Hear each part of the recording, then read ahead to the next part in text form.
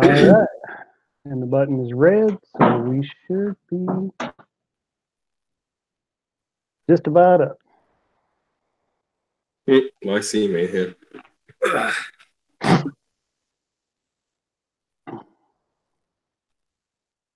For waiting. Go ahead and share.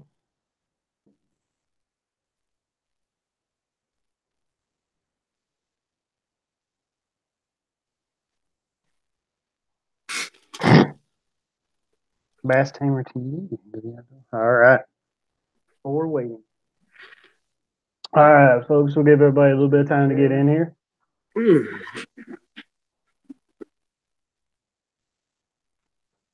Let the ring fill up a little bit, and we'll get started here. Excuse me. Weather's changing. I got the sniffles a little bit this morning.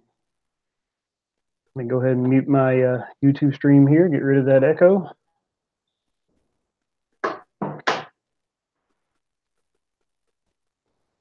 Six watching. How's everybody tonight? Go ahead and leave that in the comment.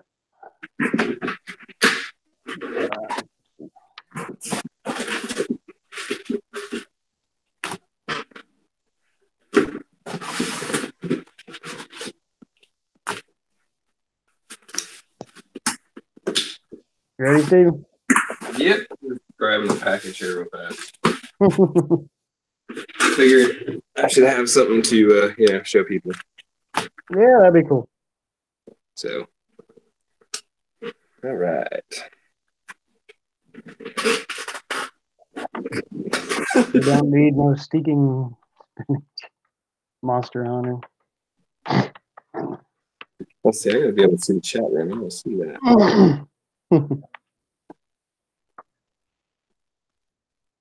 All right, folks. All right, we're here. We're here. Good evening. Good evening to everyone who's watching now. If you're in the chat room, go ahead and do me a favor and share this, tweet it out, share it on your Facebook, on your other social media outlets, and we'll get started right away here. Okay. Welcome to Blue Collar Fishing Live, our Sunday night show. We have my friend Steven, who is also the moniker Fish and Learn, but is most known for Far Out Foodz at this time. Before we get to asking him questions, let's go ahead and get the chores done. If you're new here tonight, hit that subscribe button. We greatly appreciate that. Smash that thumbs up for us. It really does us a lot of help. And welcome. Welcome to our live stream. We're watching Blue Collar Fishing. I'm your host, Kelly. Excuse me. I do apologize. The weather's changing here, and I'm a little stuffy this evening. Also, if you wanted to stay notified on all our live shows and our upcoming videos, hit that notification bell so you get a notification every time we upload.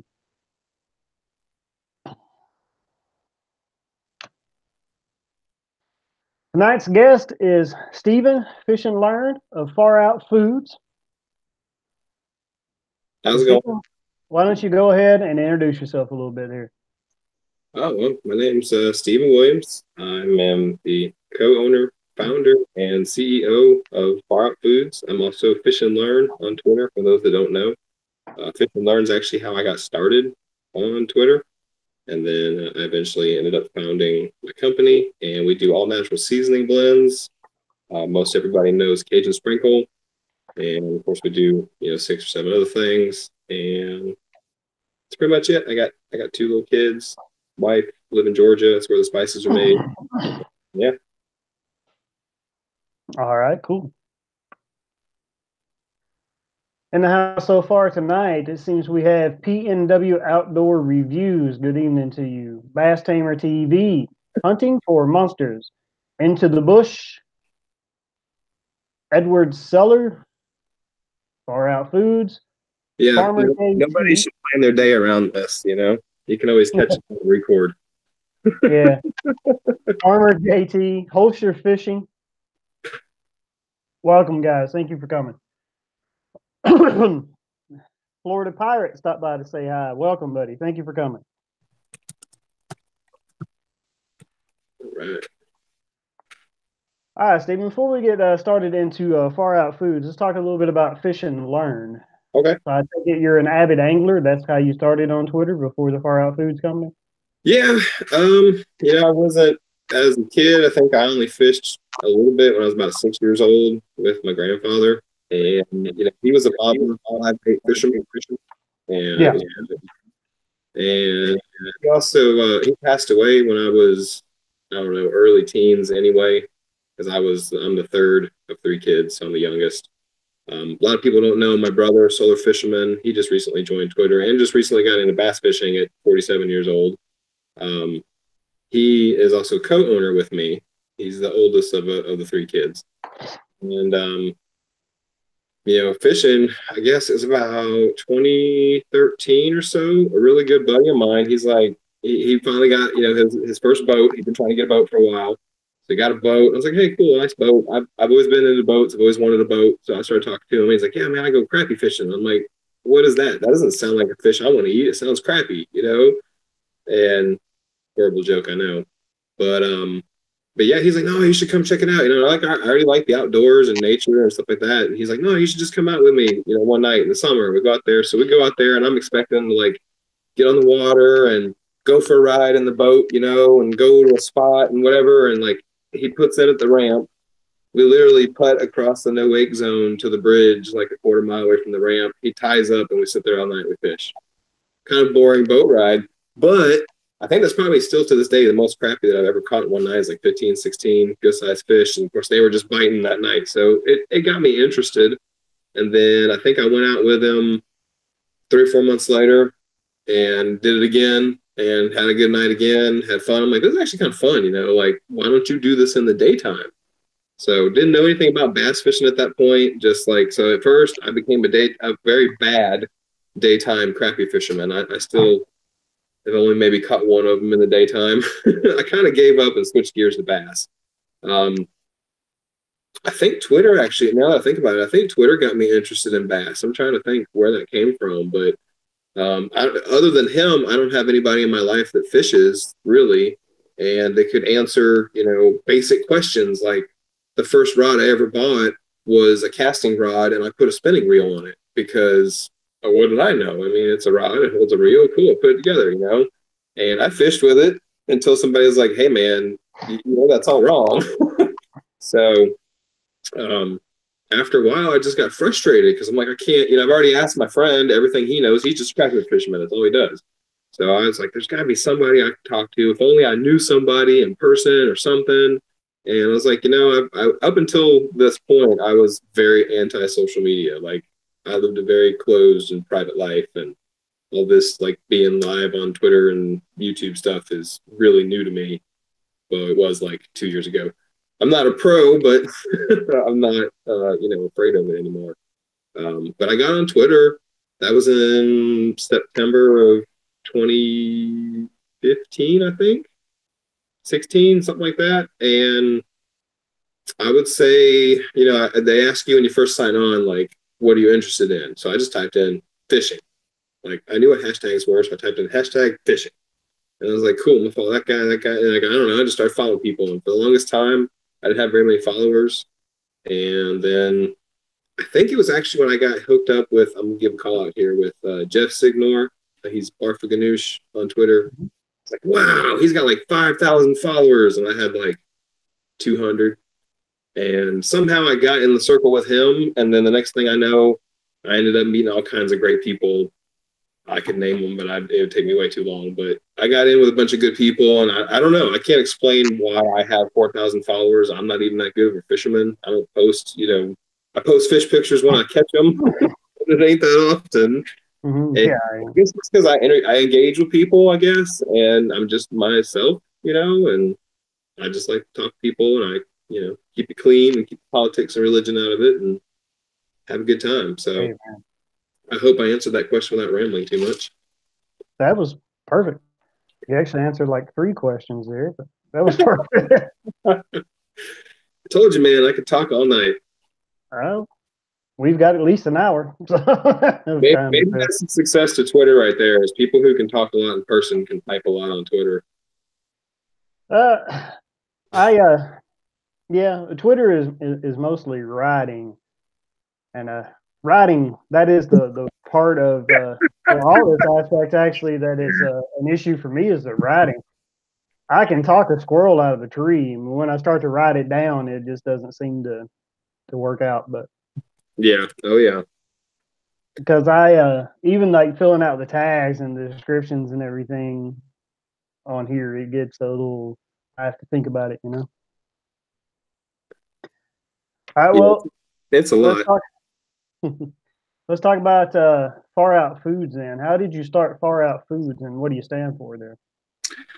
Okay. So I'll try not to make it sound too much like a marketing spiel because I've repeated these kind of answers a lot doing farmers markets and pitching to vendors and retailers and all that kind of stuff. So if it sounds like marketing dribble, I'll go ahead and apologize. But um, I first started the company two main goals. Number one, and the number one that I always stick to, is to change the world through food, mainly spices right now, but that's the reason why we're called Far Out Foodz and not Far Out Spices. So, or Far Out Seasonings or something like that. There will be other things in the future. Right now, we're just doing spices, seasonings, dry mixes. That's the kind of stuff we're licensed for. So, um, but yeah, I started the company. Cajun Sprinkle has been in my family since, well, here, I go back real fast. So, I was born in December of 1981. In September of 1981, my father turned 30 years old. And without telling my mother or anybody else, he went. He had previously worked at Popeye's Fried Chicken in New Orleans, which is where I'm from, where I was born. And a bunch of the district managers had started this fried chicken restaurant, and it had like 12 locations. And they decided they want to sell it. So my dad, he's like, "Hey, I know how to run fried chicken restaurants. I used to work at Popeye's." So he went out and bought it without telling my mom or anybody else as his 30th birthday present to himself. And so I spent the first, I don't know, 7 years of my life growing up in a fried chicken restaurant. So I used to come home from school, like in kindergarten, go get me some fried chicken, some Cajun rice, some French fries. We put Cajun sprinkle on everything and just live the high life. I didn't realize it at the time when I was a little kid, but it was the high life. For anybody who ever may end up watching this and was curious, that restaurant, there was only one location left when we ended up selling it. And actually, we had to shut it down because they sold the land out from under us. Our landlord did. But it was called the Rose Garden Restaurant because my dad had a whole bunch of rose garden or rose bushes and stuff out front. He really loved to do roses.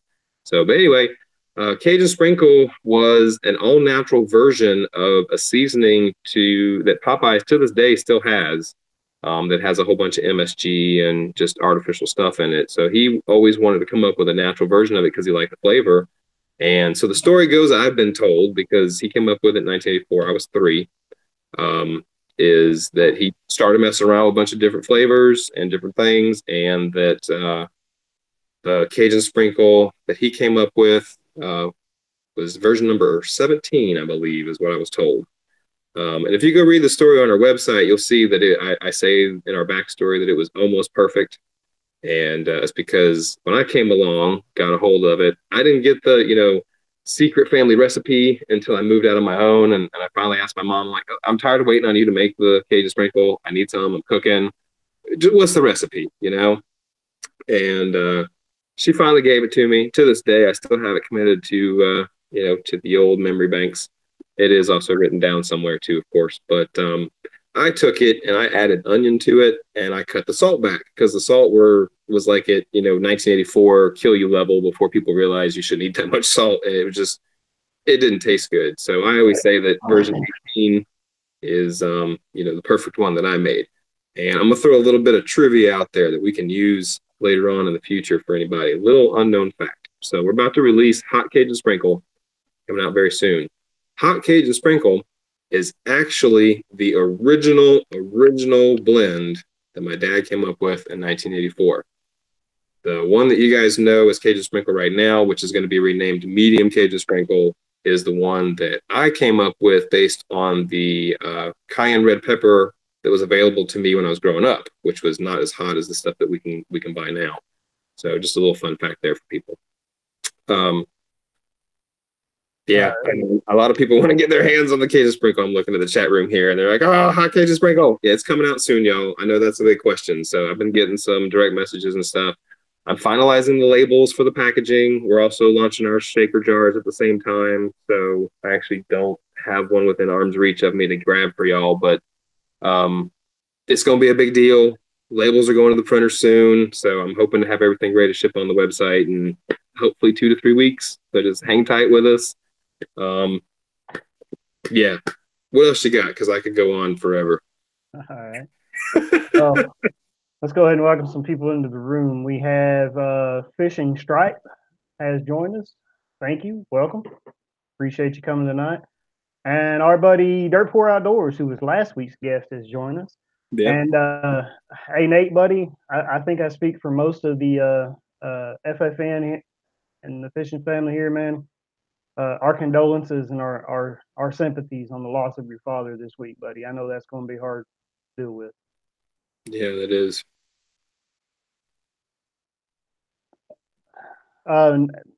Next, we're going to go back into the fishing. Well, sort of along the lines of both here. First off, what's your favorite fish to target to catch? Okay, so I've only caught maybe like 10 or less species to begin with.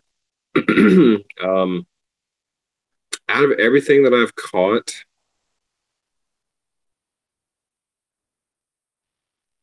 I would probably have to say, because I've only caught 2 of them ever, and one was only like a pound, and then the other one, everyone will recognize as the striper in my profile photo for Fish and Learn. Mm-hmm. But yeah, that striped bass that I caught, that was on Lake Hartwell, June of 2016.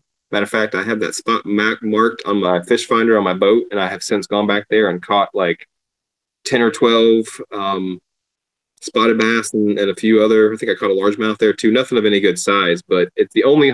I'm so excited because it's the only honey hole that I know. Everybody's like, "Oh, I got a honey hole! I got a honey hole!" And I'm like, "Man, I go out there and I don't know. I just start looking, and like I get lucky or whatever." But no, I actually on Lake Hartwell only.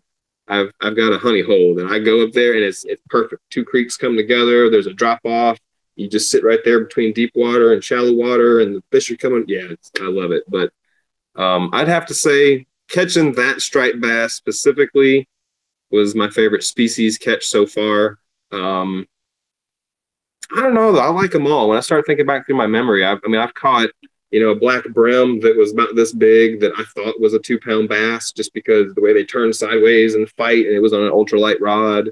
And I catch a whole bunch of spotted bass. They're really, really mean. So they always feel a little bigger than what they really are. So that's always fun. When I went up with Frank and Monster Hunter up to Cape Cod and I caught that, I think it was a bluefish.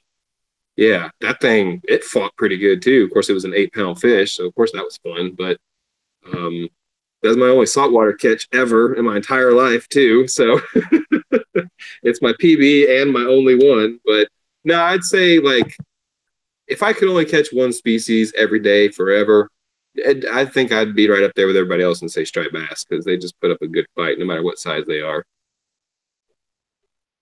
Cool. That's a good one. All right. Mr. Tully has also joined us in the room. Hey, Mr. Tully, I have that lure out for you, and I will email you the tracking number Monday. Okay, I just don't have it in front of me right now. But he won the Jack's Lures crankbait from us last week. So that's on its way, Mr. Tully. On Far Out Foodz here, Stephen, who all makes up the company? So, yeah, quick history. So I originally started it we were officially formed as a company with the state of Georgia on March 1st, 2017. I actually made, I think this actually came up on Facebook the other day. It reminded me of my 2-year anniversary of when I first started the company and I made the first run. We did 48, it was just me at that point. I did 48 glass jars and I filled them with, I don't know, like 3 ounces of Cajun Sprinkle, something like that. And I got on, since I had kind of already built up a little bit of a Twitter audience, I didn't really know where else to go. So I got on Twitter and I was like, anybody who's got more than 1,000 followers, because I had like, 300. So to me, 1,000 was big. Anybody's got more than 1,000 followers, or if I'd seen them post food or something like that, um, I would jump on there and say, hey, can I send you a free bottle of this stuff? I'd like you to try it. So I ended up, out of those original 48, I kept 2 of them. I gave away, I think, about 22 of them, and then I sold the rest to people here, neighbors, friends, whatever.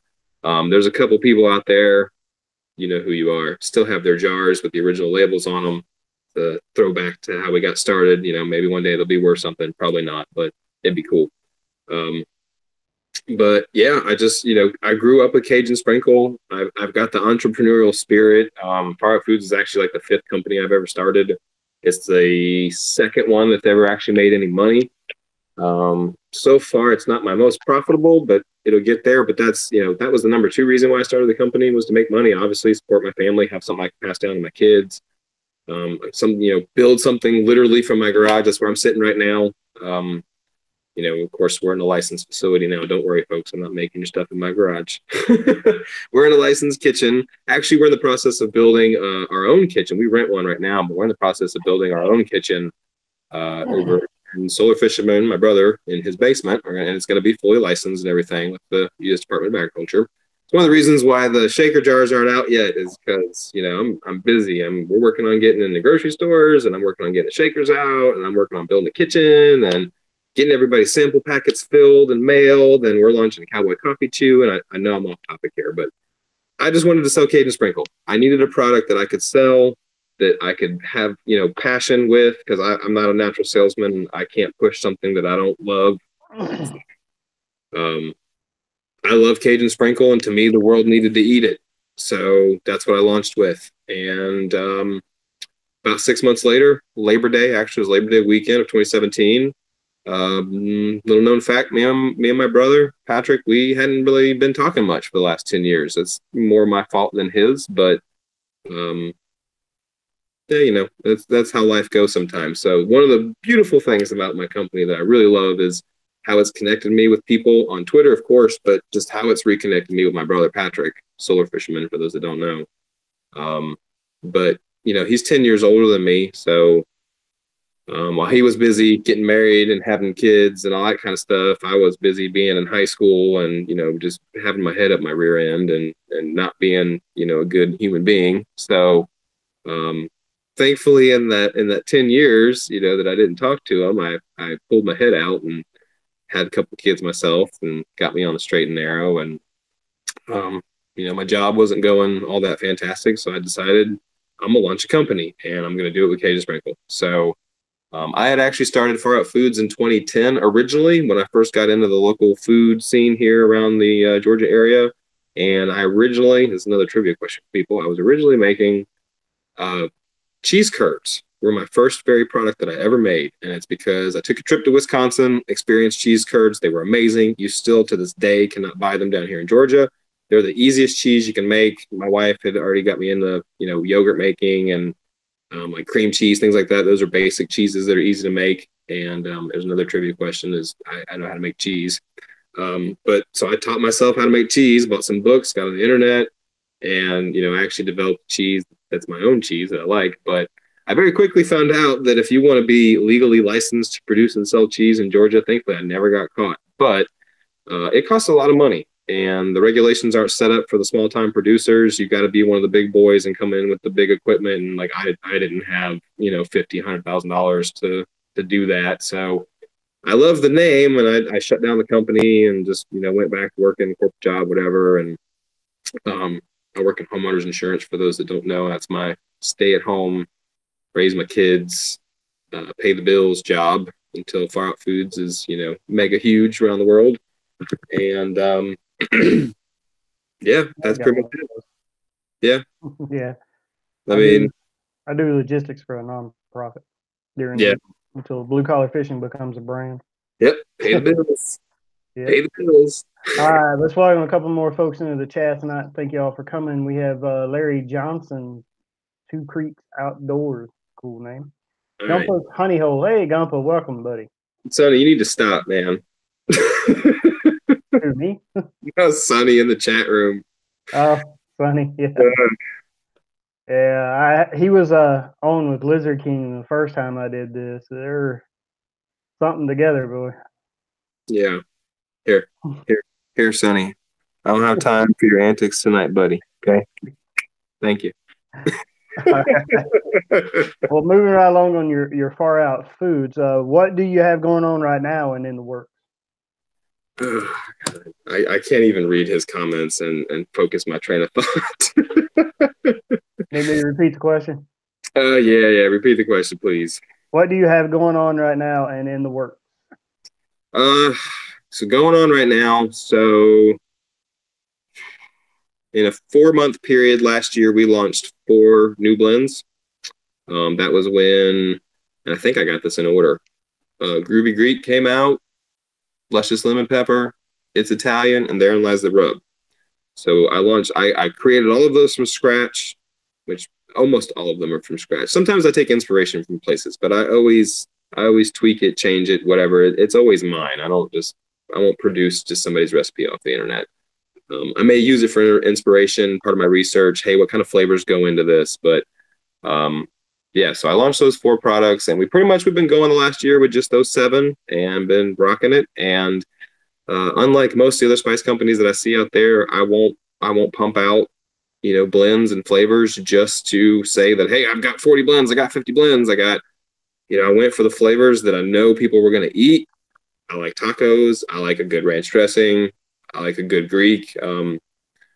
Yeah, so we launched those, and that's where we've been. And then a lot of people don't know we do private label. So if you come into us and you're like, man, I love your Cajun Sprinkle, and I want to sell it at my local gas station. I want to call it, Jim Bob's, slap your uncle or something. I mean, as long as we won't get sued, we'll make you a label, because we just want to sell spices. We want to get our stuff out there in the world. And, of course, it'll have our name on the back because it has to by law. But so through our private label and our custom blend side, which anybody who's got a blend, if you got some recipe you've been making for a long time, our stuff that we use is way more pure and way more fresh than anything you'll buy at the grocery store. So you bring your recipe over to us, and we'll make you, if you want a shaker bottle, you just want a little sample packet, you want a 55-gallon drum, we'll make you what you want. So through that program, which is what I'm getting to, we got in connection with the nice gentleman that owns Cowboy Coffee Chew.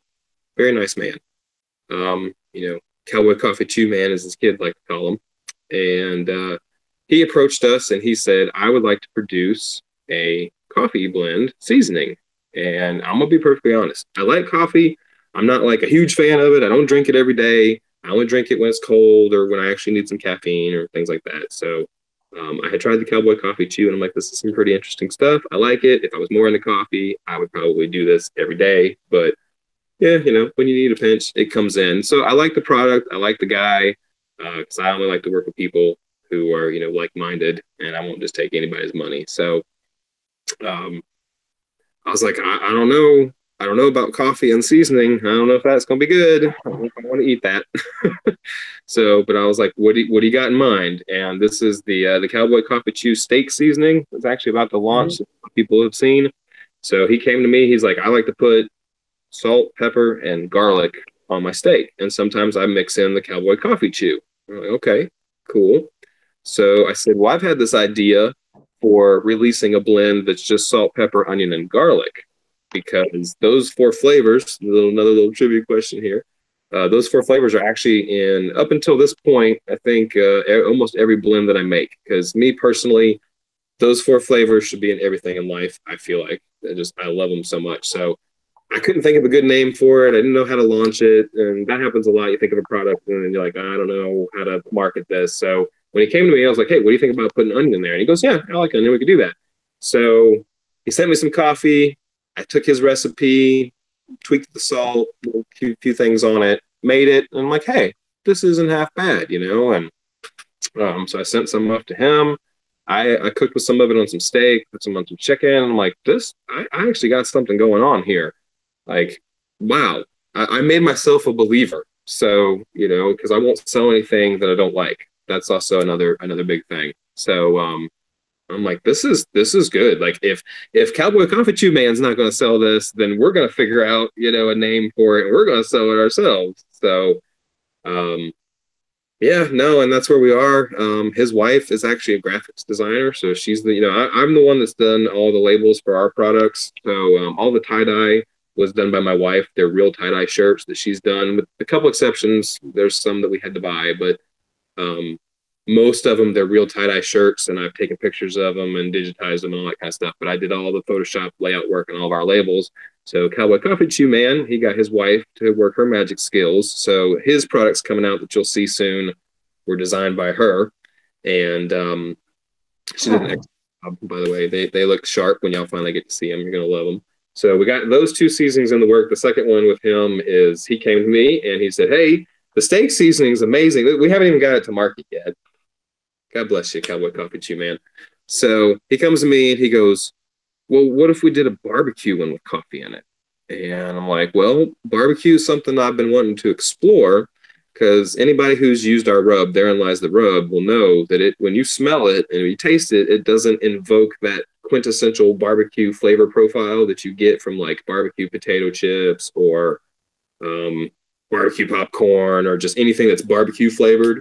So I hadn't quite figured it out. I'm like, what's missing here? It's what we do. What I do is all about flavor profile. So I did a little bit of research and found out most barbecue. I mean, I knew this already, but most barbecue sauce is tomato based. So the managed to find with one of our companies, one of our suppliers that makes the lemon juice powder that goes into the luscious lemon pepper. I found with them they had a tomato powder, which just was like perfect. So Cowboy Coffee Chew Man said, "I want something that's a little sweet, a little salty, a little smoky." And then Patrick, my brother, which I don't know if I answered that earlier. Far Out Foodz is me and my brother. We're 50-50 partners. My mom is the CFO, and my 6-year-old daughter helps whenever she can. She usually puts the stickers on things, so if they're crooked, blame her. And she's 6, but she does a great job. And yeah, no, nobody else is really involved directly. Everybody else, helps me with babysitting the kids and, logistics and moving stuff around and all that kind of stuff. But so anyway, yeah, Cowboy Coffee Chew Man, he came to me and he said, "This is what I want. I want a barbecue seasoning. I want it to taste like barbecue, sweet, salty, smoky." And then Patrick said, "Well, what if you tried to get the flavor profile of the Cowboy Coffee Chew into the barbecue seasoning?" And I'm like, that's an interesting challenge right there. So I don't know how many of you out there have tasted it because sample packets are just now going out, but I think I pulled it off. I feel like I did anyway. Um, but I yeah, haven't had the I have the therein lies the rub. I've won one of your giveaways and I have that. I right. made burgers with it. So the therein lies the rub was designed for pork, and it'll work on beef and other stuff. But it was really we've used it in our family for 4 or 5 years now. It's actually something my wife came up with.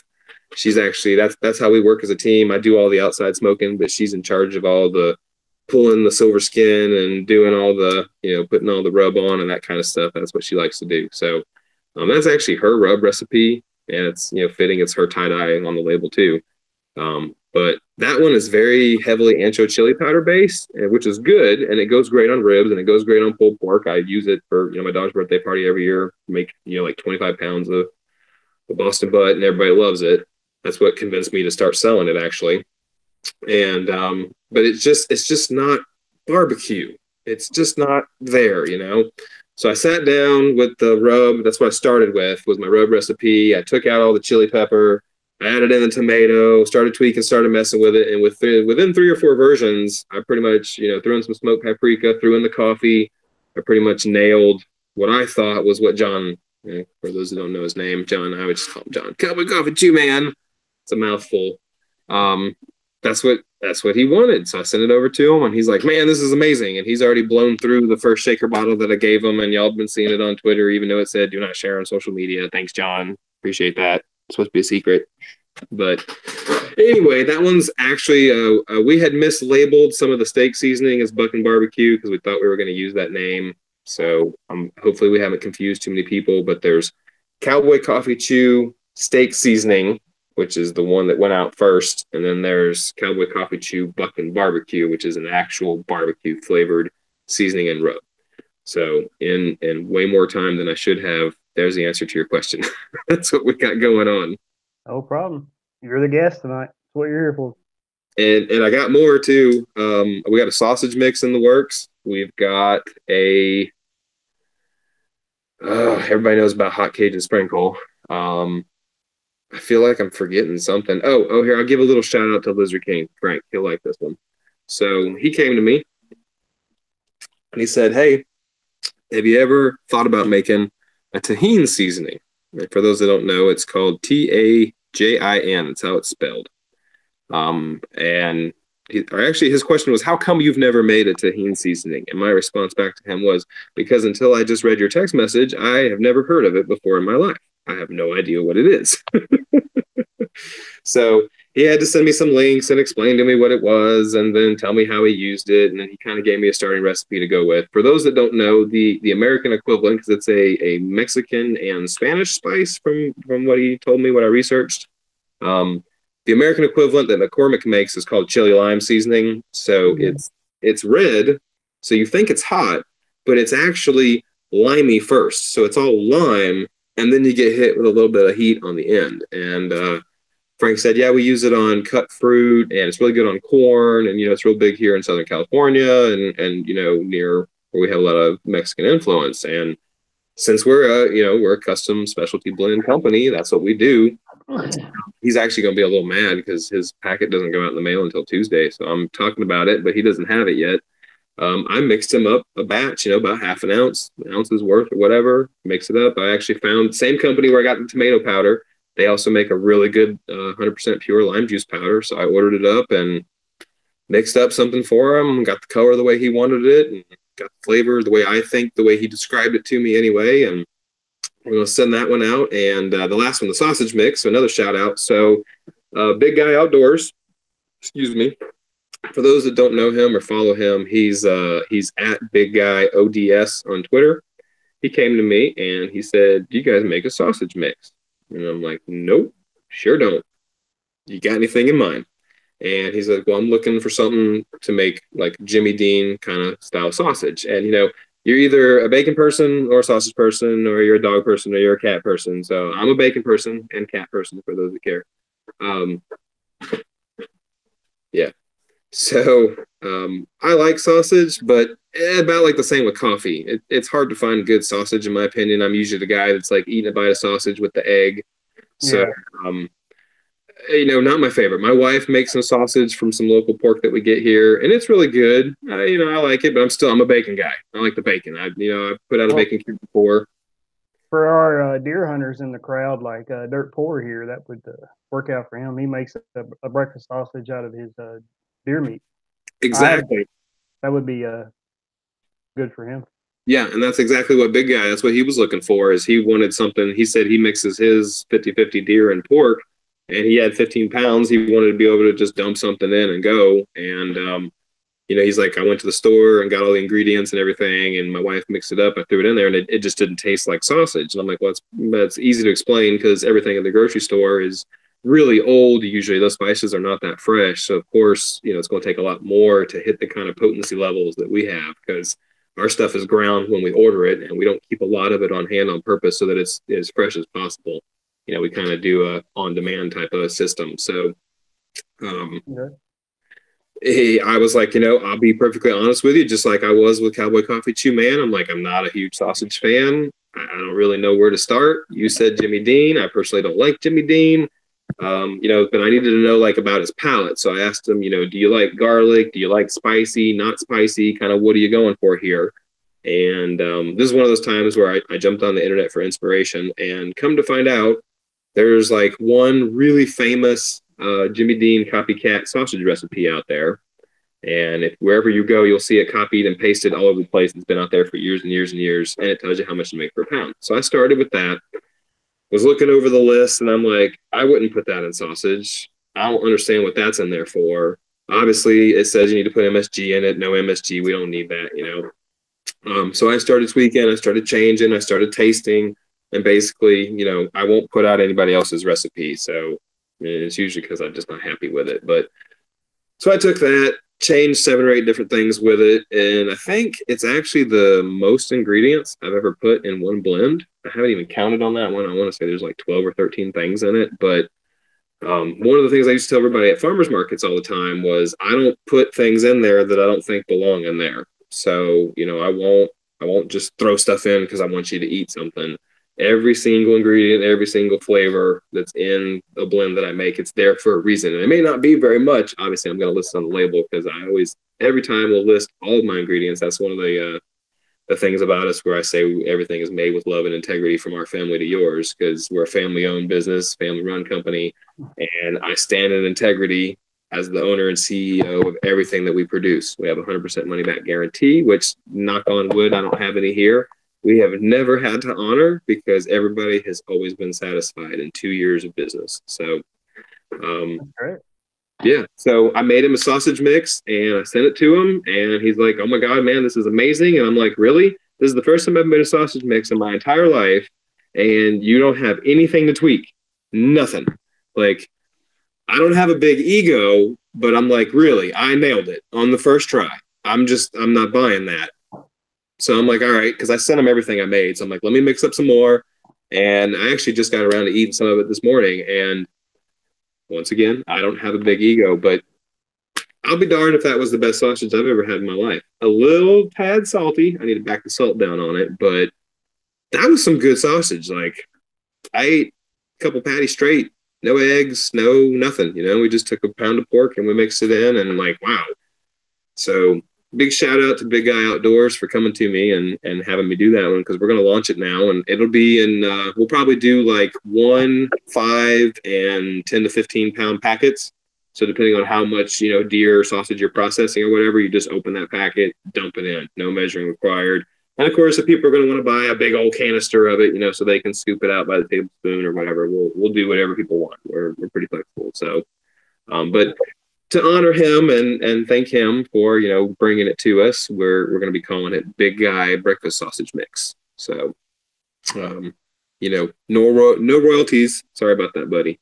But just a shout out, since he's the inspiration of why we have it in the first place. And I mean, like, I can only come up with so many creative, snazzy sounding names. So, all right. Let's pay a little attention to the comments here. Fishing Strike says, "I'm about to introduce Far Out Foodz and Cowboy Coffee Chew to my town. They don't know what's coming." Bass Tamer TV says, "You should market to smoke/head shop, Stephen. The name alone will sell it." Yeah. Okay. Here, I'll let the cat out of the bag. We're not actively in the works because we're still working on getting in grocery stores and building up some capital. But I would say in our 5-year plan, we plan on setting up shop in a state where it is legal to do cannabis-infused seasonings. So why not tap the market if it's there, right? I honestly think that is the next big market in America today. All the since its legalization and the medical uses of it, it has all the states that have the license to grow it. It is their number one cash crop. Yeah, I mean, tax it and move on. Pretty much. Your decision. Yep. We had Monster Hunters. Don't talk about lemon pepper. Okay, on that, I have a confession on yours, because you know how like your commercial lemon peppers have like this chemical, like a bitter aftertaste. Yeah, that sweet bitter aftertaste. Mm-hmm.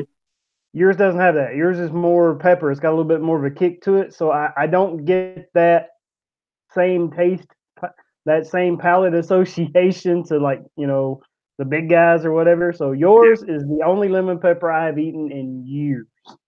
My wife made a fish dish with it the other night, and I actually ate it, and it didn't bother me because it didn't remind me of the others. That's awesome. Yeah, that's probably the citric acid that's in all the commercial ones that you probably don't like. And I discovered when I didn't even know until I started making that one, that lemon peel in large quantities, because I had put lemon peel in the Greek previously and it was delicious. And that's where I got the idea, like, hey, I'm tired of all these pepper lemons out there. I really like the flavor of lemon pepper. We should make something that's actually lemon pepper, not pepper lemon. And I started messing with the lemon peel that I use in the Greek, and I'm like, oh my God, this stuff is so bitter. Like, how in the world am I ever going to make anything that tastes like lemon? And then I realized that's why all the other guys, they use citric acid and sugar to add that citrus pop and to cover up the bitterness of the lemon peel. So through lots of, I was like, if only I could get like powdered lemon, like real, like lemon, juice. And then finally it hit me. Let me Google for lemon juice powder. So I got on that kick, and there's a ton of companies out there that make it, but it's mixed with a whole bunch of other stuff like maltodextrin and corn syrup solids and all the junk that I don't put in my blends. And I had to search high and low, and it took me about a month of searching, but I finally found this awesome company. I think they're out in California, that they make 100% pure fruit juices out of like California lemons and limes, and you can get powdered strawberry, all kinds of cool stuff. They actually make them for like protein shakes. And I ordered some of that stuff up, and I'm like, man, this tastes like lemon juice. Like, bam. So I came up with a combo of the lemon peel and the lemon juice, and got the pepper to where it had enough bite, and kind of just got it just right, and threw in a little bit of onion and garlic because that's how I roll. It's and everything. And there you go. It was born. All right. We have a question in the chat for you. It said, if you had to choose between Cajun Sprinkle and Groovy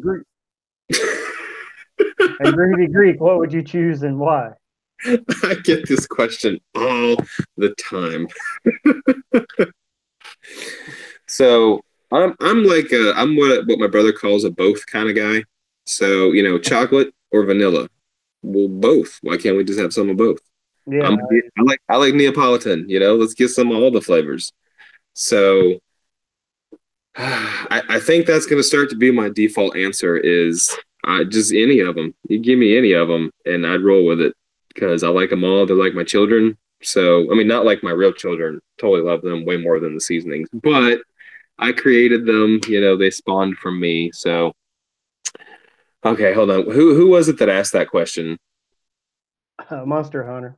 Oh, of course. Okay, so if you had to choose between Cajun Sprinkle, Groovy Greek, I'll actually give him a serious answer here. Which one would you choose? Oh man, something a lot of people don't know. Groovy Greek is actually our number one seller. Cajun Sprinkle, very close second though. Very close second. I make a dip out of that Groovy Greek. Really? Somebody told me one time, they said if you take the recipe, and I need to try this actually. They said if you take the recipe for the ranch dressing that's on the ranch, but you use the Groovy Greek seasoning instead of the ranch seasoning, then it makes this really good, like, creamy, Greeky kind of dressing thing. So that's interesting. You said you make a dip out of it. Mine's even easier than that. I just take the Groovy Greek and I put it in a bowl of sour cream. It makes a great vegetable dip. Yeah, you can do that with the ranch too. And see, that's why it's hard for me to choose, because like when we were doing farmers markets, people ask me, like, well, which one do I use for what? And I say, well, you can use all of them on anything. At the end of the day is, what flavor do you feel like? Do you want some hot saltiness of some Cajun sprinkle? Are you in the mood for some lemon pepper? Or are you feeling kind of herby and, Italian-y today? Or do you feel like, throwing on some Southwest taco flavor? Like, that was probably a bad example because that one's our only one that's pretty much straight for tacos. But some people do put it on their eggs and things like that. But it's hard for me to choose because they're all good. But I would have to say Cajun Sprinkle. It's the one I grew up with. I've been using it for 30 something years now. So it's every time I make it and I smell it, I love it. I'm just like, I love this stuff. Like, I could swim in a swimming pool of it. That's why it's always cool whenever I get to make, larger and larger batches. I think the largest batch I've ever made to date now is about 25 pounds, and it fits in a 5-gallon bucket. And it's just like, wow, I got all that Cajun sprinkle in here. It's so cool. So yeah, Cajun sprinkle, there's usually my answer. He says when he runs out, yeah. Honey from Monster says, I love your spices, but when I run out, currently I have to order online and it takes 2 or 3 days to get it. Do you intend on being offered in any local grocery stores? Well, thank you for that question, Sonny, because Sonny knows the answer to that question. Yeah, so right now I am in the middle of a mountain of paperwork and some more regulation to get us into a grocery store up in, I think they're only in New England, called Shaw Markets. They have 169 stores, soon to be 173, I was told. And the president of that company really, really likes our stuff. And she said, bring it on.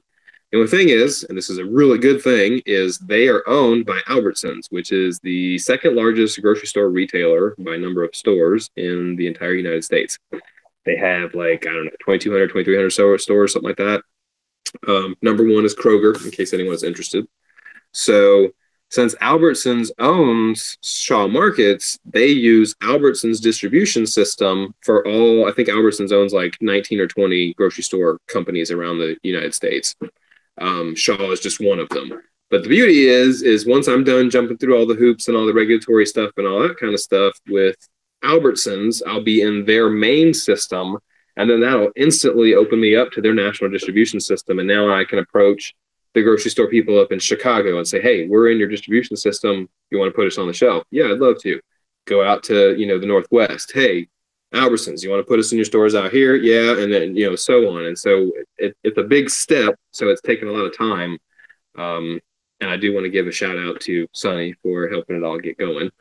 And yeah, I'd say I'm probably 65% of the way done with, because we got to, full disclosure, I usually like to be transparent with people, just so they know what's going on. But there's a lot of fake people on social media these days, so I try to be honest. But I've got to get a bigger insurance policy because we've got to carry $4 million instead of $2 million.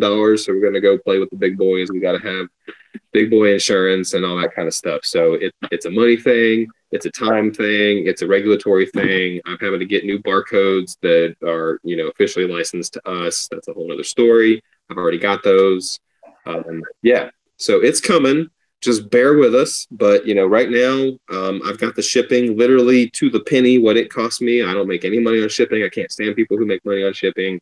I've got everything set up as cheap as I can. If you order one bag, you only pay $4. If you order two, you only pay $5. Anything 3 and more, just because of the physical weight, I've got to send it priority. So you're going to pay $7.55. And yeah, it just went up, and I had to raise it a little bit. Wasn't happy about that, but I get it to you as fast as I can. I can get you, spices anywhere in the country in the lower 48 in 3 days, sometimes 2. So that's where we are right now. We do a lot of online sales, and the grocery stores are coming. I mean, I'm working on Giant Eagle, which I think is in Eastern Ohio and Western Pennsylvania. They have 200 stores. Matter of fact, what is it? Causing Trouble? Yeah. Yeah, Giant. We have Giants here. I live in Eastern Pennsylvania.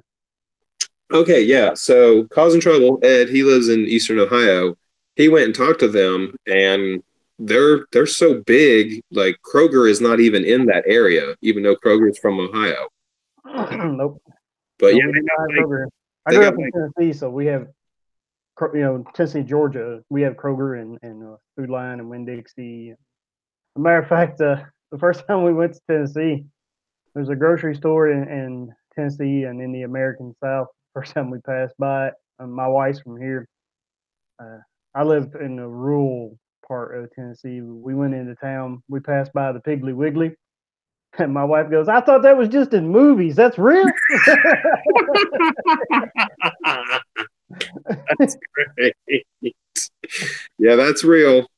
Yeah. That's real. Let's say some hellos here. PD Fishing, I saw you come in. I just got a chance now to welcome you. Thank you, buddy. Thanks for coming. Somebody says Shaw's is dope. That's awesome. So that's good to know. They seem like nice people so far. Cool. Sea Pro Fishing with Wayne. Welcome, buddy. Thank you for coming. Guys, if all the folks in the chat, if you're new here, you will notice a lot of us know each other. We're all part of what is called the FFN, or the Fishing Family Network. You'll get a lot of love and support in here if you go and share the love. I've got no problem if you check each other out, support each other in your ventures, find out different things you want to do. Just please do not, I don't know if it's an urban myth. I don't know if it's just propaganda, but supposedly YouTube does not like it when you type the word subscribe or you type the word support. So please do not ask for self-promotion in the chat.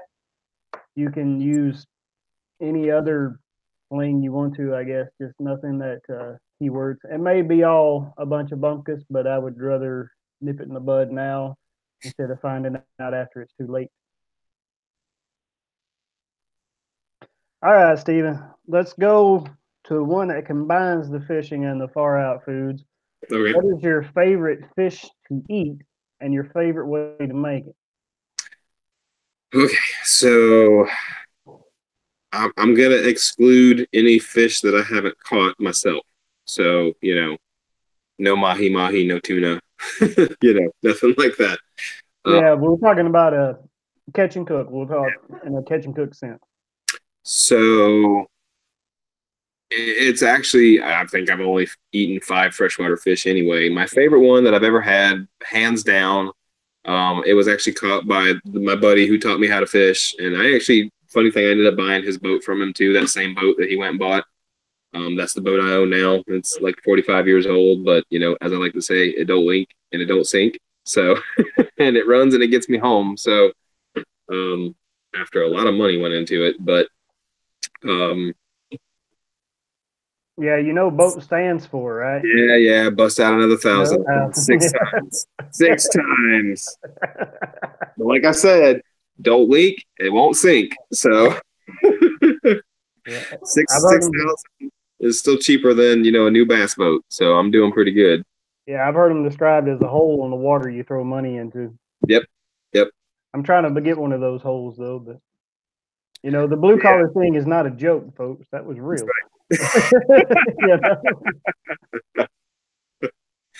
Well, I've owned Fords and I've been found on road dead. And I had an old BMW once, and I've had to bring out money every week, literally. And now I got a boat. I busted out 1,000 a couple of times, so it is true. Had a guy who had a sob one time, so they named that appropriately. That's what he did every time he went to the mechanic. He sobbed. I've never heard that. That's great. Another guy said it stands for some asshole actually bought it. Yeah, that one I believe. Yeah, I mean they're out of business now, rightfully so.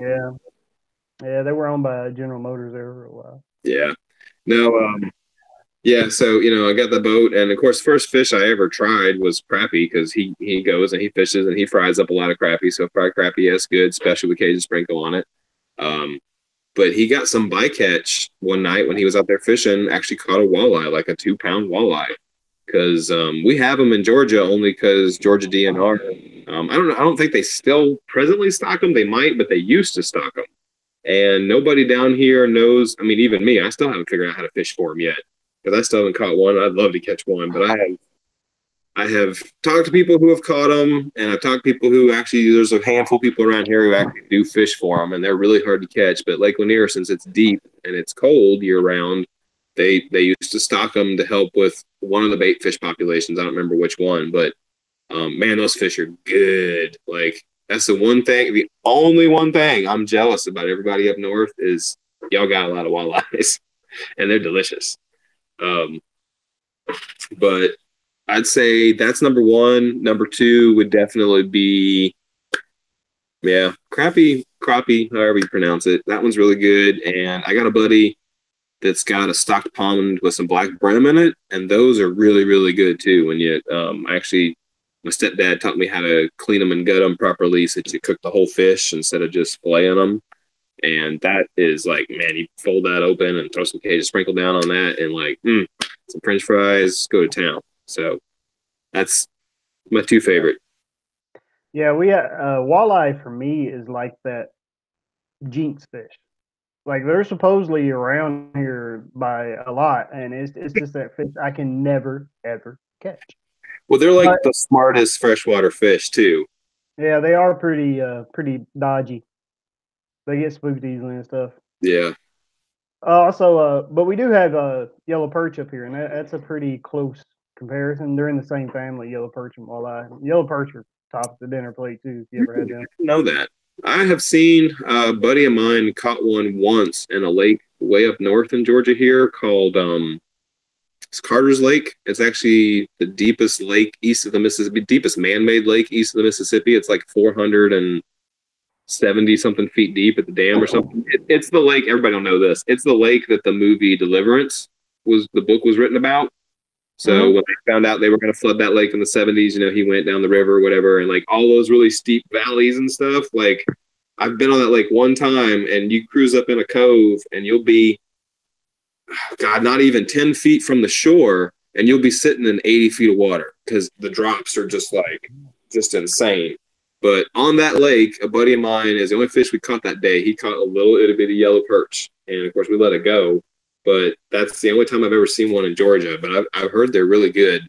And of course, I see people ice fishing, catching these good sized ones. That's one I'd definitely like to try one day. Funny. Yeah, Sonny said, "Hey, boy, you got a pretty mouth." I was just thinking right before you said that. When you said that movie, I was just thinking, everybody in the room just went. See, when you're driving around the mountains in North Georgia, that's the joke that we use. Like when we go trout fishing or anything, I'll look around and I'll go, I think I hear banjo music, man. Like, yeah, I think we need to get out of here. Yeah, buddy, I grew up in a farming community on the Cumberland Plateau in the Appalachians of Tennessee. So I am where I grew up, I'm from an area between Nashville and Knoxville. So there ain't much between Nashville and Knoxville. I've driven through there once. I've been in Knoxville once. Yeah, I'm trying to go to Knoxville next month, actually. I'm working on that right now. Oh, yeah, for the Bassmaster? Yeah, that's the plan. Yeah, we wanted to do something this year. It didn't work out for us, so hopefully next year we'll do a big splash on the scene there, wherever it's going to be. Yeah, I'm also talking to another YouTuber down there. I'm going to try to work out a fishing collab with him. He fishes on a Panfish Bill. Oh, okay, yeah. I follow him on Twitter. Yeah. He fishes a lake, Watts Bar. My brother is actually the lock operator there now. So. Oh, that's cool. A little connection there. Well, hey, we got some questions in the chat room. I want to address some of these here. So, let's see. Somebody, Fat Guy Outdoors, says that you're secretly loaded. I wish. Oh, that's great. Where's the questions? Okay, so Fishing Stripes wants to know what's on the top of my must-catch list. Okay, so my number one all-time favorite fish to eat so far that I've eaten in my life is salmon. I love me some salmon. So my bucket list, thing I got to do before I die, and I don't know anything about it at all. Never fly fished a day in my life, but I want to go to Michigan or British Columbia or Alaska or Montana or just anywhere where the fish are. And I want to fly fish for trout and salmon. And I want to catch them and I want to eat them, the fish that I caught on my own rod that, I felt the tug and all that stuff. So that's like numero uno.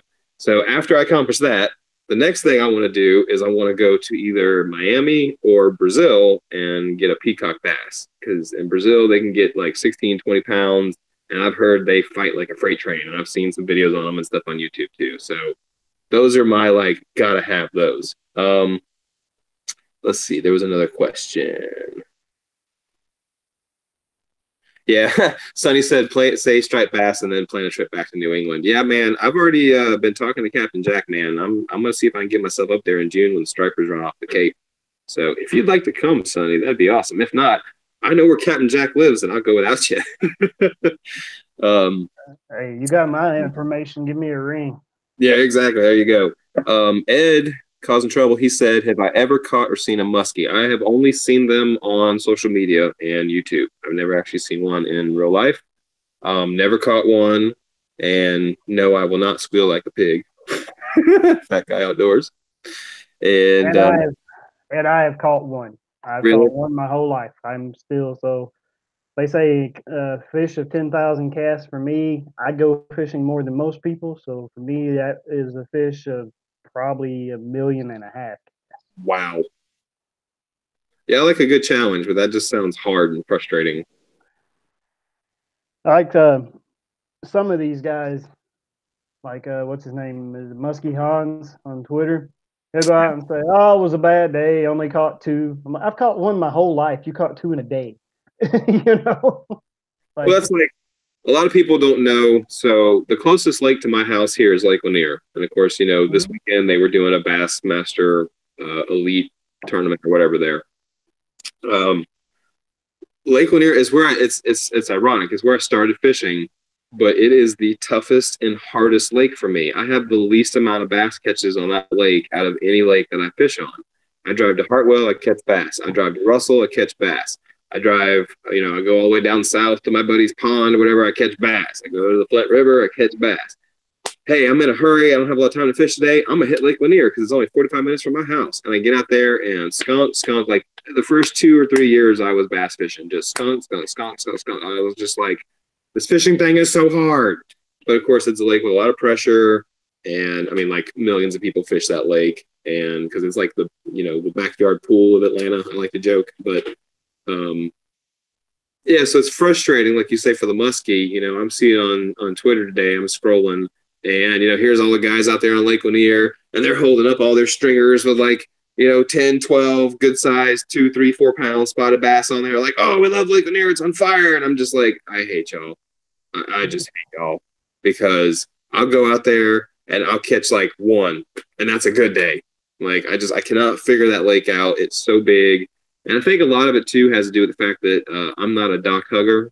When I go out on the water, I'm not out on the water to get 5 feet away from somebody's dock and their house and all that other junk. So I'll go find the blowdowns. I'll go find the rocks. I'll go find the bridge pilings. Like, I like the challenge. Anybody can go and just hit docks all day long. Coarse fish are going to hang out under the docks. Like, not saying it's easy, but it's not my forte. It's not what I like to do because invariably I'll get hung up on all the docks. So um, that's why you heard me mention Lake Russell, which is on the Georgia-South Carolina border. It's part of the Savannah River system. Lake Hartwell flows into Lake Russell. Lake Russell flows into Clarks Hill Lake, and then that goes on down to Savannah. So since Russell's in the middle of two lakes, it's a flow through. So it always has a current. It's always at full pull. And my favorite part about it is it has no development. There's no houses on it at all.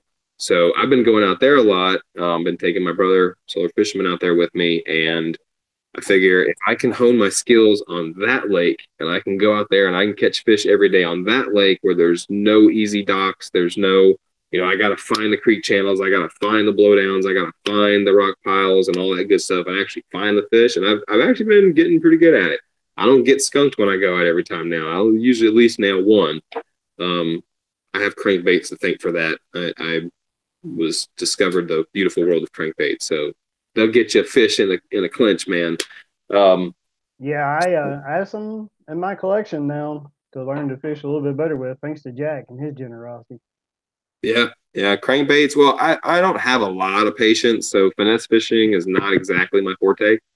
I've done it. I've caught some stuff on Carolina and Shaky Head and all that kind of stuff, but I'm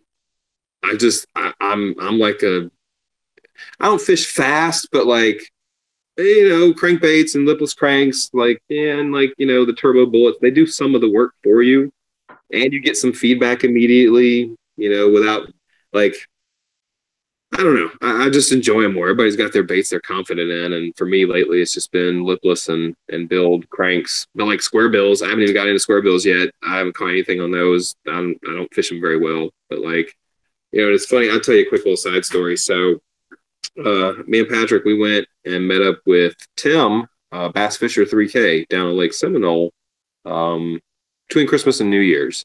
And I've never been on that lake before. It's the only lake in Georgia that I know of that actually has vegetation. So it's got hydrilla and all kinds of lily pads and just all kinds of crazy stuff. Like all the reservoirs I fish up here, there's nothing in them. They're just big giant bowls.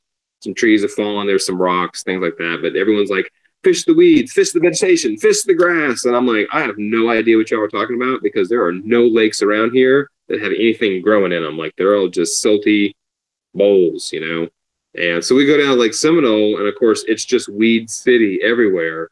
And so we started asking Tim, like, hey, man, how deep do you fish? And he's like, like between 2 and 5 feet. I'm like, that's it? Like, that's all you ever? And he's like, well, yeah, well, this lake's kind of shallow. There's a lot of grass, a lot of weeds, a lot of, and he's like, I'm like, well, what's deep for you? And he said, 15 feet. That's deep. And I'm like, good Lord, man. Like, in all of our reservoirs around here, we're always catching fish between 20, maybe about 22 feet. I don't know if it has something to do with the water temperature thermocline, like they like to hang out, but it's always between like 22 and 40, sometimes 50 feet in the middle of the summer, depending on where you're at. But like, I don't know. I guess I've just never been out on the water in the springtime when all the big fat girls are up in the shallows. But I have seen, some decent sized fish in the shallows, but I just thought it was an interesting perspective, in a lake that's shallower with vegetation. He never fishes anything over 15 feet, and I'm like rarely ever in less than 15 feet. Um, Shallowest I think I've ever caught a fish is probably 10 feet, but um, yeah, I totally got off topic there, but I'm a fishing show, man. You can talk fishing all day here with me. I'm cool with that. Let's see. Anybody else? Let's see here. Yeah, I don't fish for anything that's got teeth either, Gumpa. I'm not. Yeah, I'm like, yeah. I just seem to catch a lot of catfish though, and I've managed to not get cut or bit by them, so that's good. And catfish don't have teeth; they have like sandpaper almost in their inside their mouth. And to me, they're just annoying. They make noise, and like I always end up hooking them in their eyeball or their fin, or just like something not very fun to deal with. And I'm just like, really? Yeah. I mean, I eat them sometimes, but like, yeah, they're not my favorite. And it's not the a lot of people think the whiskers can sting you. It's not the whiskers that sting you on a catfish. It's they can poke or cut you with the I forgot the actual name of it, but they have like hard bones on the side of their fins that they can cut around in the mud with, and those can. I actually got poked in the finger by one out with my kids on a trip that I caught. And if you ever get poked in the finger, it just bleeds and bleeds and bleeds. Oh. So carrying a first aid kit in your bank bag or in your tackle bag or your boat. Yep, I do. Good idea. Yep, live and learn. Yeah. All right, let's address some of the comments tonight. Fat Guy Outdoors is joining us. Hey, Chris, welcome, buddy. Appreciate you coming in tonight. He says Upper Delaware River, Osney can put you on them. The salmon and trout, I guess he's talking about. Yeah. Yeah, I fished with Osney. He's talking about Osney Fishing Adventures. I did a collab video with him. Y'all can go check that out on my channel if you're interested. Awesome trout and salmon here in Maine, Mr. Tully. I have heard a lot of guys from Maine. I never figured Maine had that great of fishing, but their number one source of income. So I guess fishing is pretty stellar in Maine. Maybe that's the secret of why people live there and tolerate the cold. It does get pretty miserable there. Also, I think the cost of living in Maine is extremely low compared to other places. No. I could be wrong on that. Sonny needs to move on past crankbaits. Jack Van Fleet. Hey, Jack, buddy, I was actually just talking about you, man. Thanks again so much for that gracious gift of yours. But Jack Van Fleet says you need to go to Oles Hakai Pass for salmon. So there you go. There's your place to go.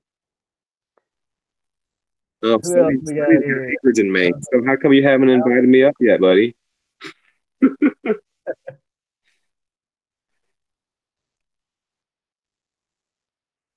All right, what do we got? Oh man, I lost it a little bit here. Stetson, Maine, huh? Let's see. Let's check out where that's at. Well, let's go to our next question here. We have, okay, how did you come up with the name Far Out Foodz? Okay, so let's see. Basically, and I'll try to give it to you as short as I can.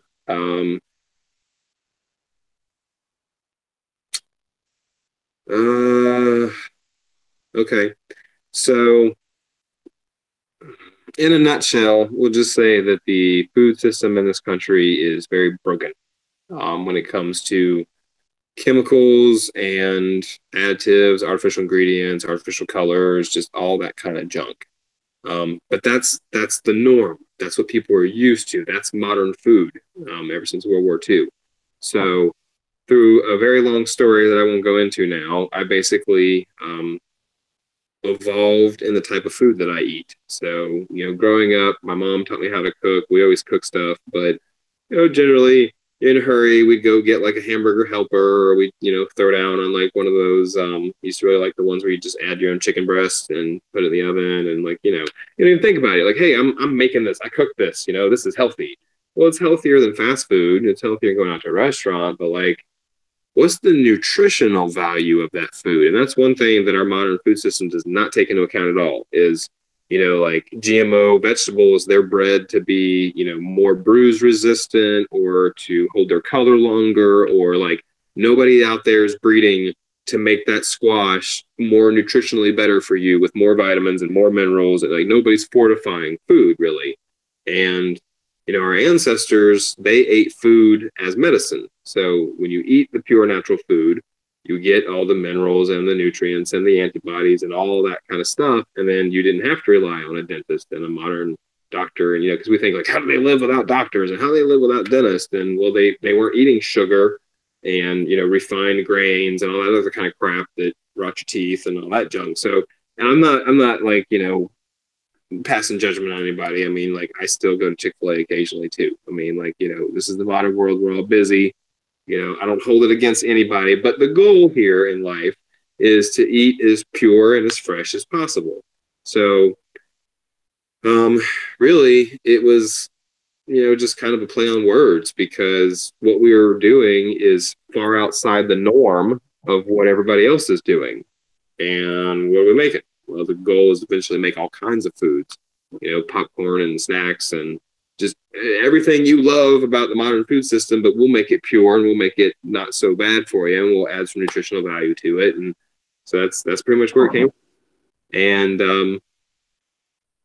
people always joke and tell me that my views about the world are a little bohemian and kind of somewhat hippie-like from back in the 60s and 70s, of how I don't really dig big corporations and all that kind of stuff. I don't identify as a hippie by any means, but I still wear a collared shirt. And hey, look, Frank, I cut my hair, buddy, nice and tight for you. He's not even here tonight, but so yeah, and it's just I just like to have fun, So tie-dye's fun. I mean, eating should be fun. Plus, the tie-dye is perfect for putting stuff on the shelf. Nobody else puts tie-dye on their labels. So, it's an eye catcher. Yeah, it has a connotation of like hippie and drugs and all that crap. But I mean, whatever. I can't get past people's stereotypes. But we're just here to have fun. We just want to have fun. I have a blast doing what I'm doing.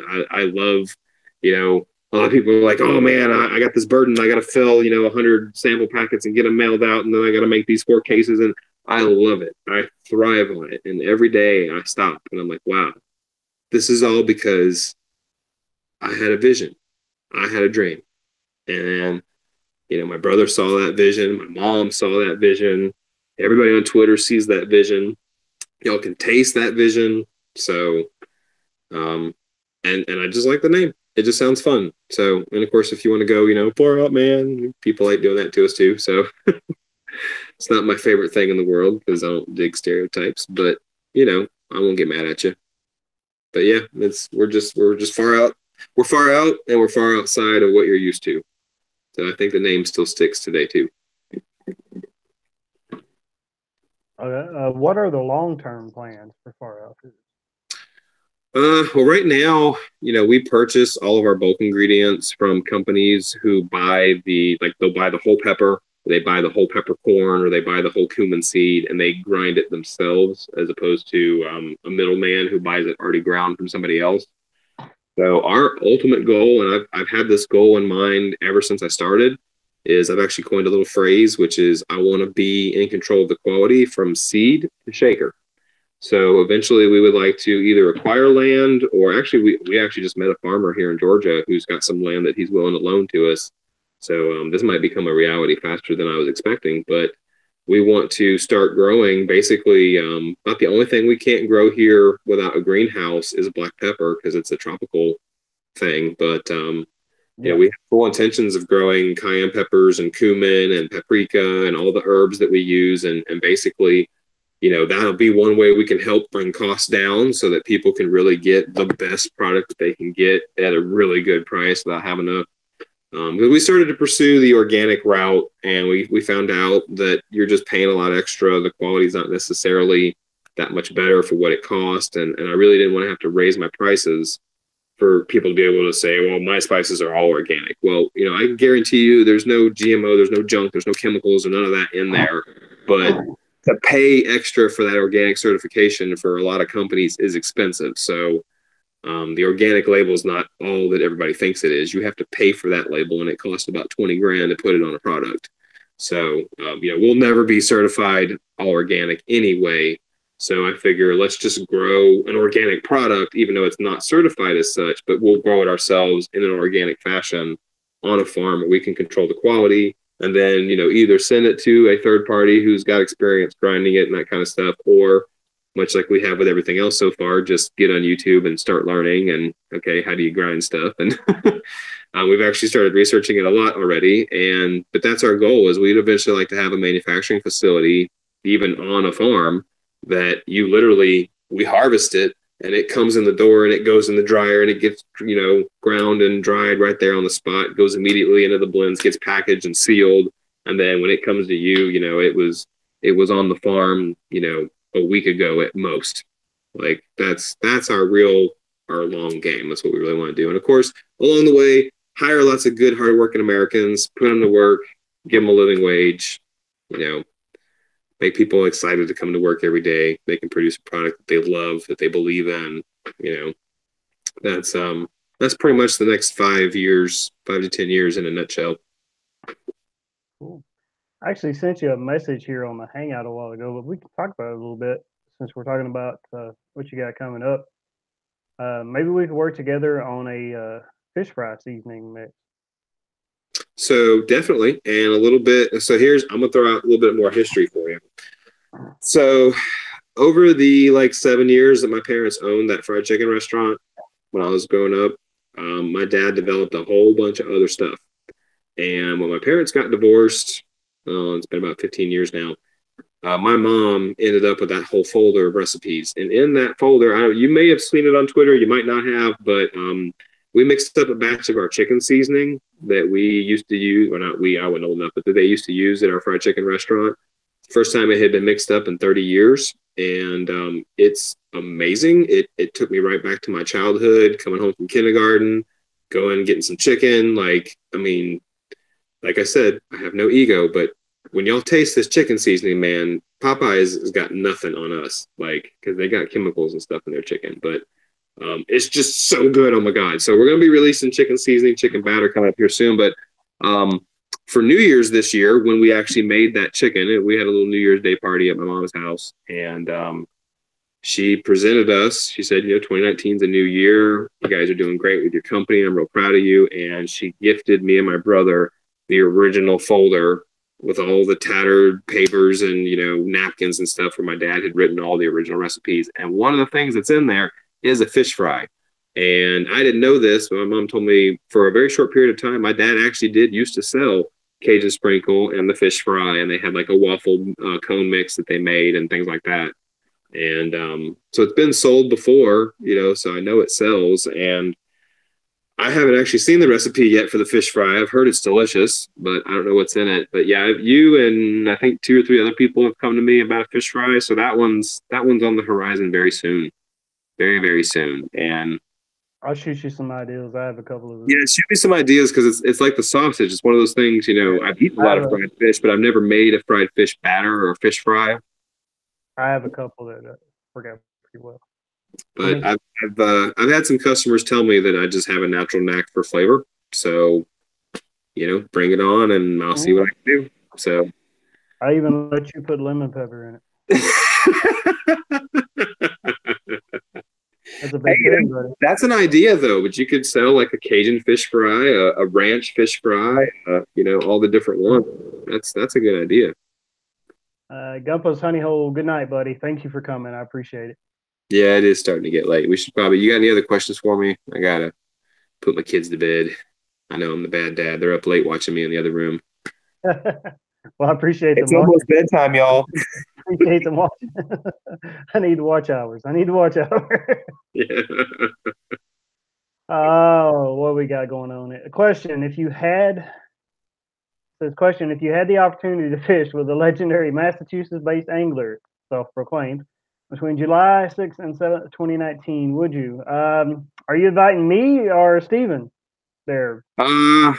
I'm gonna go with hell no, of course not. No, of course I would, man. Of any for some ironic reason, here in Atlanta, the cheapest place for me to fly on Southwest is Boston. I don't know why, but it is. So for like $59, I can go, one way to Boston. It's the place I want to go Nobody probably flies at to least. Boston in the winter. Nobody goes to Boston. You're from Boston. That's about it. Yeah, exactly. I don't even want to go to Boston, but I can get there really cheap any time of the year. So yeah, I'm always down, man. Right. That guy outdoors says ranch fish fry. That does sound pretty good. So Your ranch with my fish fry recipe. I'll there send you that go. over to you. What's up with the wrenches next to everybody's name?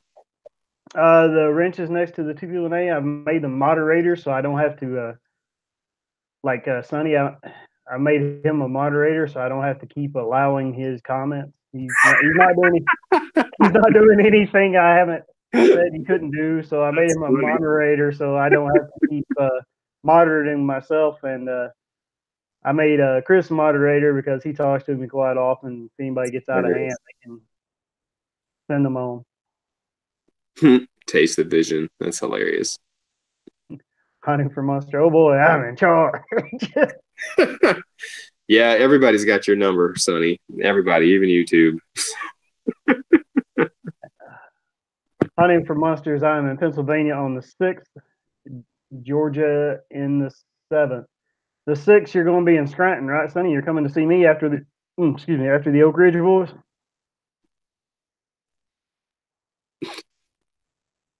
Come on, answer our question. Come on, we're asking for stuff here. There's a lag. He said, "Yes, sir." All right. Are you still going to try and make it down to Knoxville, or is that not in the works for you guys there? That's for you too, Steven. You said you're not going to make it this year, right? As far as I know, we all pretty much going to have to put that on the back burner till next year. So, but I got so much in the works this year that I'd say 98% confident that wherever the Bassmaster Classic is next year, we'll be rolling in there pretty heavy. So it makes the most sense. It's the most doable for me at being in Knoxville this year. I grew up 96 miles from Knoxville, so I can go down and stay with family and everything else, yeah, well, it's only like 3.5 hours for us, but we want to actually set up a booth, and that's about $3,000, and then the travel expenses and all the extra stuff we got to bring with us and all the product, and we got to get there a couple days early before it starts, and the hotel. I mean, like it just there's a cost that goes with being a vendor there, so we're just not ready to invest that kind of cash in it just yet.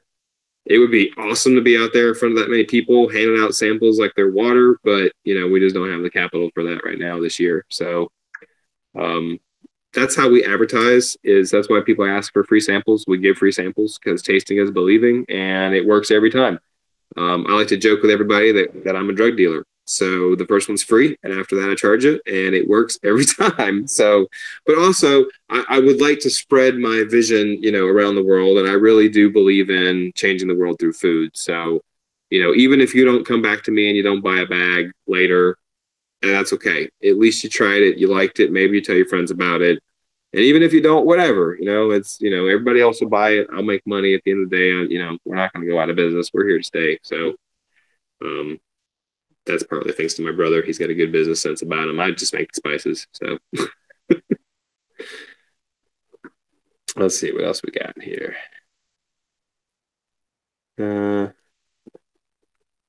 Well, you can give me you can give me money anytime you want, Chris. Go for it. The website is always open. You just go cha-ching all night long, and I will ship them out to you. And if I'm out, I'll make you some more. I'd rather give you money than get out free. Yeah, okay. Get for free. Yeah, Sonny says Knoxville won't happen for him this year. Yeah, I think it's a lot of us. I grew up down there, so I can find somebody else to get into something with. Well, maybe I'll have to see. I really want to go because last year it was in Anderson, South Carolina. It was on Lake Hartwell, which is only an hour Mhm. from me, and I kicked myself because I was so busy that weekend. I didn't really know it was coming, and I should have gone. It was an hour and a half from me, and now it's going to be in Knoxville, 3 hours, which is still probably the second closest place it's been. So I really want to check out that expo and see, like, kind of feel it out. Like, is this just a pie in the sky dream? Like, I don't think I'll do so well here, or like, oh my God, we should be here selling stuff. Like I need to get a vibe for it. So, but I mean, they got something like 140,000 people on average come through those expos. So it's a big deal. It's big time. So I definitely like to go up there and check it out. If I can manage to get up there one day, coming up next month, I will. I'll hit you up and get up there. It's about 3.5 hours from me, so it's a day trip, day and a half. Yeah, it's about less than two from where I grew up. So I can go down there and visit family, and then go to the classic, go to the expo, go meet up with some guys to collab with. Hopefully, Yeah. I'll be down there a long week. Excuse me, I do apologize. I'll be down there a long weekend, so maybe get a couple of episodes done as well. Well, let's see here. Sonny says, "Have you ever thought about making a Twinkie flavored spice?" Nope. I like dessert foods, and I'm hoping for a breakfast cinnamon sugar spice. Well, go get you some cinnamon and go get you some sugar and mix them together, buddy. Done. No, uh, I know there's sugar in my rub, and there's a lot of sugar in the new Buckin' Barbecue Cowboy Coffee Chew that's coming out. I'm not a big fan of using sugar because there's not a lot of nutrition in sugar, obviously. However, the sugar that I use whenever I do have to use sugar is coconut palm sugar. And for those that don't know, it's a natural sweetener that won't spike your glycemic index. So it's good for people who have issues. I forget all the science behind it, but it's good sugar if there ever was such a thing. It's not horrible white sugar. So um, it's just using sugar is just not something that I do unless I really need to. So Cowboy Coffee Chew, he came to me, he said he wanted something that was sweet, smoky, salty. And I already used the coconut palm sugar in the rub, and that was the basis for that recipe. So fine, I'll go with some more coconut sugar. But like, I'm not happy about the fact that when the label comes out, because we have to list ingredients by weight, the very first thing on that bucket barbecue is going to be sugar, because sugar weighs more than anything else. Of course, it's going to say coconut palm sugar, but the long answer is no, I'd rather not. The short answer is maybe. I thought about making pumpkin spice once and everybody chastised me, and I'm like, you know what? Screw it. Anyway, I won't join the craze, and we moved on. So um, I'm more of a savory kind of guy anyway. Cool. All right. Let's address the comments of everything at Ed's. What's up, everyone? Hey, welcome. Thank you for coming in.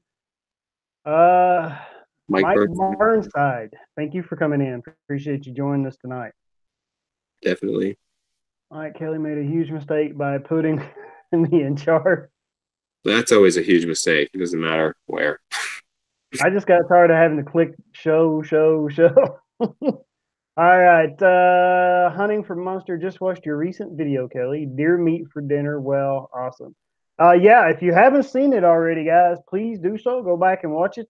We went to the NRA Great American Outdoor Show in Harrisburg, Pennsylvania the following week. And while we were there, I got to talk to and film and photograph Robert Arrington, who has the um, YouTube channel Deer Meat for Dinner. He's at 1.4 million subscribers. He's one of the bigger outdoor guys.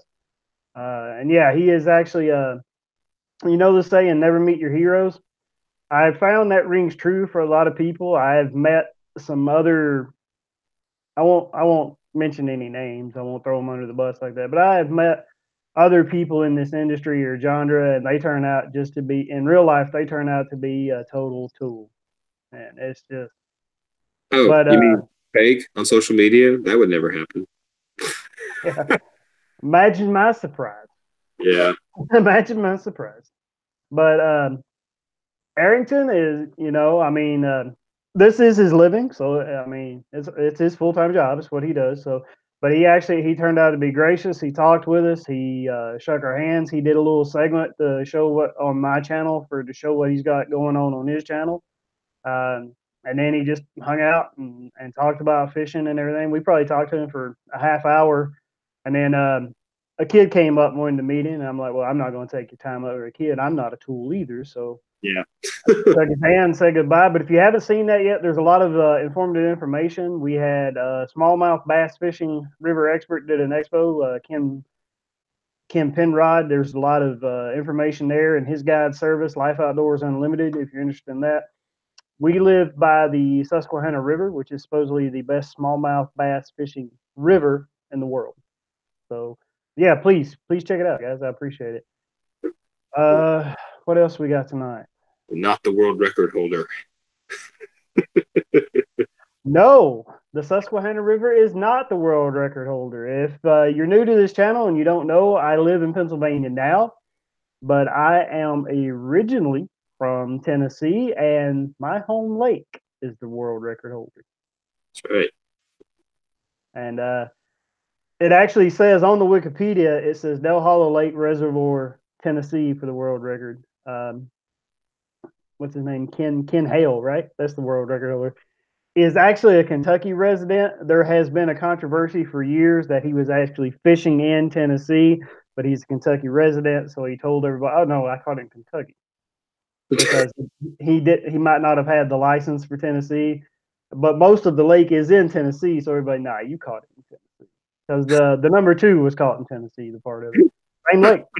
So I've been fortunate. Smallmouth hold a special place in my heart because I have been fortunate enough to live by 2 of the top smallmouth bass fisheries in the world. I've never even caught one because they're not in Georgia. Well, make a 2-hour trip north, go to Del Hollow Reservoir, and get on smallmouth because I'm telling you, smallmouth and don't get me wrong, I love catching largemouth too, but smallmouth compared to a largemouth, if they're tough. A smallmouth can survive conditions that a largemouth never could. And smallmouth, pound for pound, put up the best fight out there. They have no give up in them. They do acrobatics. They jump out of the water. They dive deep. They pull. They shake. I mean, a 20-inch smallmouth is called a bulldog because he'll get on that hook and just, and that's all he'll do. See, smart bass do that kind of, but they give up. You know, they give up real easy. Mm-hmm. So yeah, because I've had a bunch of spotted bass shake my hooks in midair too, so I could see it. Yeah. The Ken Penrod guy said, and he made a point, but it's true. If you tied a smallmouth, if you tied a 3-pound smallmouth to the tail of a 3-pound largemouth, smallmouth drag him all over the yard. Wow. It wouldn't be close. That's all great. Right. For Monsters, that's awesome. Love his channel. Yeah. Robert Ariding's got a great channel. If you want to check him out, do me a favor. Use the link in my video to go check him out. Come north, says Fat Guy Outdoors. Yeah, Steven, come up here. We have farm shows and exhibits up here. There's a farmer's market every Sunday morning right up here that is actually pretty big. You can bring your fairs up. Well, I don't want to sound like, I'm too big for my britches anymore, but farmers markets are hard, man. They're a lot of hard work. Like a lot of slipping stuff around, a lot of sweating, a lot of, and then for the return that we get from them, they're not the best things in the world. So this year we're just going to set our sights on the grocery stores because, most of our fans are around the country anyway. So we need to get into those stores so that we can reach them so that people don't have to pay for shipping. So that's probably our biggest complaint that we get all the time is having paper shipping, which I hear you. I wish I could make it free too, but then my products would be really expensive because they're not exactly light. I'm shipping ounces here at a time. So, 2 bags alone usually will put you almost over the first class weight limit for the postal service. So, but yeah, no, we're still doing the local stores here in Georgia, and I'm still going to expand and hit some of the local stores. Like, I've had people tell me about some stores in Alabama and Florida and South Carolina. We're going to hit everybody, but my energy is better spent going after the grocery stores than hitting all the festivals and farmers Oh, yeah. market and all that kind of stuff. So, but no, I mean, like, if you got something good, shoot me a message. We'll consider it. Definitely. Well, you could just come up to hang out and fish. Yeah, that's a lot more fun. Of course. That's a lot more fun. I like selling spices, but fishing is a lot more fun. Isn't it though? Yeah. I don't hate my job, my regular 9 to 5. It's just not my dream. It's not where my passions lie. So I hope to one day get to where my passions lie. Yeah, oh yeah, definitely. Yeah, no, I got a passion for food, so that's definitely where I need to go. Well, if you ever met me in real life, like some of these guys have, you could tell I got a bit of a passion for food too. That guy outdoors asked, "Have you ever worked a flea market?" Can't say that I have. I've been to a lot of flea markets, but I can't say I've ever worked at one.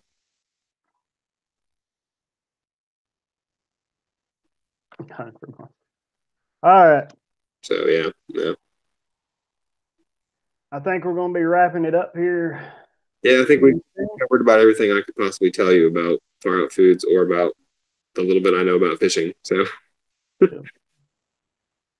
all right, folks, we're going to be wrapping it up. Let me check the chat one more time to see if there's what anybody's got to say. Mike Kelly made a huge mistake, but already. How far back am I? Sonny says, this has been a fantastic episode. Great flow between you guys. Really enjoying the show. Thank you, Hunting for Monsters. I appreciate that.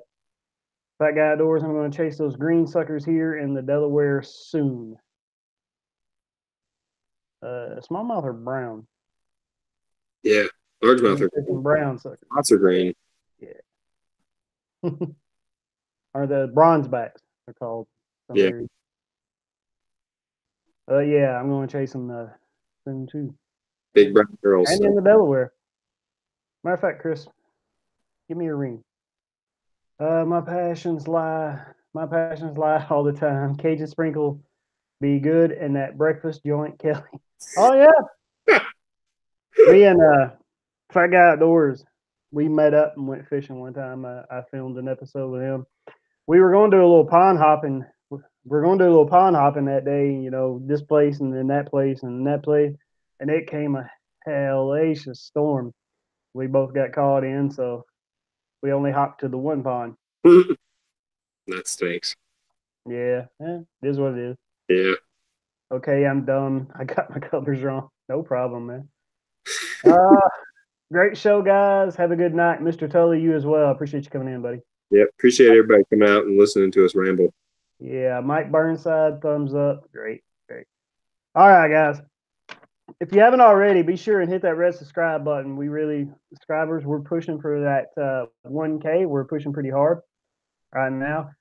If you didn't, smash the thumbs up when you come in. We really appreciate that, especially if you enjoyed it. Thumbs up is great. Fat Guy Outdoors, he went fishing, I went casting. I've had a lot of those too. Here, I'm going to throw some shameless plug here. So no here we got our Cajun Sprinkle. We got our It's Italian. We got our Righteous Ranch. For those that don't know, these two here are both dressings. They have the dressing recipes on the back. So if you want to use seasoning, it's delicious. You want to make some dressing out of it, it's delicious. The Italian makes a killer. The Italian dressing makes a killer chicken marinade. If you want to, soak your chicken breast Italian dressing overnight, it's really good. And of course, you just got to go with the original on everything. So Cajun Sprinkle, the one that started it all. Thanks to my dad, for coming up with the basis for something I could perfect. And yeah, that's pretty much it. Check out our website, faroutfoodz.com. We're with a Z. That's an homage to my children. Both their names start with Z's. And also a little funny, so I'll leave you guys with this. A little funny story about why the company has a Z in its name. I actually came up with it before my kids were ever born. It just so happened that my wife had already told me that if we ever had kids, she always wanted to name them Z names. So I'm like, well, that fits. So when I first started the company back in 2010, it was called Far Out Foodz with an S. And to this day, if you go, when you try to buy the domain, faroutfoodz.com, it's for sale for $1,500. I don't have $1,500. So I was like, aha, I know how I'm going to get around that. I'm going to use a Z because we're already far out and weird and quirky anyway. So And then, of course, my daughter was born, and her first name starts with a Z. So I was like, perfect. I'll just tell her that we named it after her. And, when she grows up, she'll inherit it, and it's, named after her. So, of course, then my son was born, and we're like, well, now, like, he's got to have a Z name, or else we totally, like, shot ourselves in the foot here. So, but yeah, so Far Out Foodz with a Z.com was available for $14.95. So that's where it all came from. But yeah, Far Out Foodz with a Z.com. Go check us out. Pick up some of our, we got multi-bag sets. So, if you're going to maximize your shipping, buy 4 bags, buy 5 bags, get the large bags. They're cheaper per ounce that way. And of course, we got hot Cajun sprinkle, Cowboy Coffee Chew steak seasoning, Cowboy Coffee Chew bucket barbecue. Those are all coming out in the next 2 to 3 weeks. And then we've got Big Guy sausage mixes in the works. And if Frank really wants me to, I might bust out a tahini seasoning too. Yeah. Love you guys. I love your dinner pictures. I love my phone blows up every night during dinner time on Twitter. And I see all the delicious stuff y'all are making. It really touches me. It lets me know that I've all this hard work and all this dedication and late nights, and it's all worth it. So thank you the most to our friends. I call my customers friends because they truly are friends. I really do truly appreciate all of them. So thanks for suffering through my 2 hours of rambling. I could talk all night about spices. So no problem. Thanks for having me, Kelly. I appreciate it. You're welcome, Stephen. I appreciate you coming. All right, guys, let's go ahead and close it up. Like I said, if you haven't hit that red subscribe button already, please do so. Thanks for the evening entertainment, Kelly. Great job. Truly appreciate it, brother. You are welcome, Sonny. I appreciate the kind words. More fun with you next week. Yes, please. We're here next week every Sunday night at 8 p.m. Eastern Standard Time, unless I post otherwise. Okay. We'll go ahead and premiere next week. Next week, we will have Tim Zadrill. Drazel. Sorry, I mispronounced that. He sent me a thing earlier today to show how to pronounce his name. We will have Tim Drazel here next week. Tim Drazel fishes in the FLW in the Gator Series, and he is a marshal for the FLW this year. He is also Tim Drazel on Twitter, that you'll know him by. That should be an interesting evening to talk about next week. Fisher 3K. I'm sorry, what, Stephen? He's Bass Fisher 3K on Twitter. Bass Fisher 3K on Twitter, yep. And contrary to popular belief, one hell of a stand-up guy. Yeah, he's a nice guy. He won my first ever giveaway. Really? That's cool. Yeah, he did. He won a T-shirt, yeah. a women's T-shirt. He gave it to his wife. He's been a real massive supporter of us online, even before he even tried any of our stuff. Like, real good guy. He just every tweet he's retweeting, commenting, Instagram, Facebook, Twitter. Like, he's all about our company. I really love it. Really appreciate him for that. So I would definitely be watching next Sunday. I want to see what he's got to say. All right. Well, appreciate you coming. He is a tournament angler and marshal for the FLW. And if bass fishing is your thing, that should be an informative evening. Also, if you're looking for something to do tomorrow night, Monday at 8 p.m., our friend Sonny here, along with our friend Frank, the Monster Hunter and Lizard King Fishing, they will be having the FFN show Monday night, and tomorrow night they will be hosting Bama Bass. Go on over there and check them out. Let them know I sent you. I'm sure they would appreciate it. I'll be in there tomorrow night at some point. Be checking that out. Be sure to check out any of our other videos that you're interested in, especially the one with deer meat for dinner, because I boosted the tar out of that, and I would like to get my worth out of it. Hey man, it's business, Ain't no shame. Welcome to YouTube. Yep. So we'll be sure to check out anybody who's come and left comments or check this out tonight. And we'll see y'all next week right here on Blue Collar Fishing Live. We want to thank Stephen and Far Out Foodz for coming tonight and being our guest. If you would like to be a guest on our show, you can hit us up on Twitter, send us a direct message, and we can work it out for some Sunday night that we can have you on as well. So until next time, guys. as always, tight lines. Thanks for watching.